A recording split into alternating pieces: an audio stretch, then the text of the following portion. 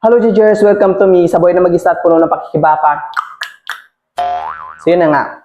Natapos ko lang maligo kasi sobrang init at sa sobrang init ng panahon, sumasabay pa tong apartment sa isipin ko. So yes, oo, nakalipat na po ako sa bagong apartment ko. Maliit lang po siya pero I deserve this. After all the anxiety, I deserve this. After all the problem, I deserve this. And after all I've been through, I deserve this.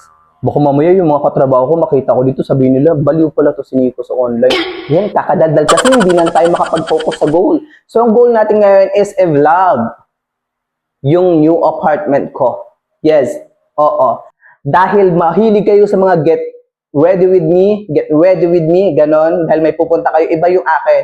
Get renovate with me in my new apartment. So yun yung goal natin. Kailangan natin medyo pagandahin at para tayo ay ma-inspired. Yes. Hindi ko alam kung saan magsisimula kasi maliit lang naman siya. Pero ganito kasi yung itsura niya before. The first ocular is ganito yung itsura niya. Ayan, makikita nyo, medyo creepy pa siya. Then, ito na siya ngayon. Yan. O, di ba? O, ganyan na siya. Yan. So, the reason kung bakit dito ko napili is, number one, mas malapit to sa work ko, sa full-time work ko, at mas mabilis ako makakauwi para gawin pa yung side hustle ko sa gabi.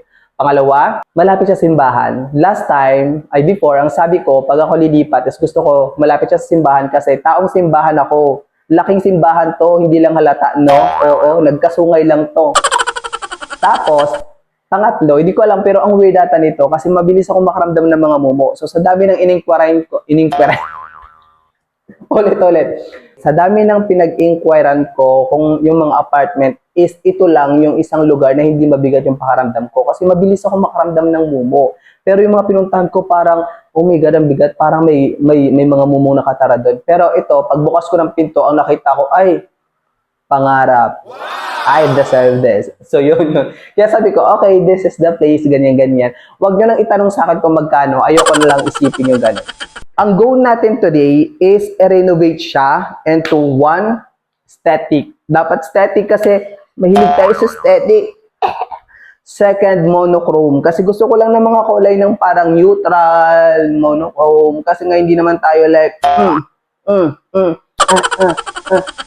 ganon. Tapos, ang vibe is comfy, homey. Yun lang yung gusto kong mangyari. So, hindi ko alam kung paano siya sisimulan. Though, I have the stuff na ng mga pang-renovate na yan kasi pinag-order ko naman siya before pa. Kakadaldal ko, hindi na tayo nakapag-focus sa goal. Hindi na natin ano kung anong gusto natin gawin. So, ngayon na, simulan na natin pag-renovate. Haba na, sa sobrang daldal ko, sa part 2 na lang. Kita na tayo sa part 2.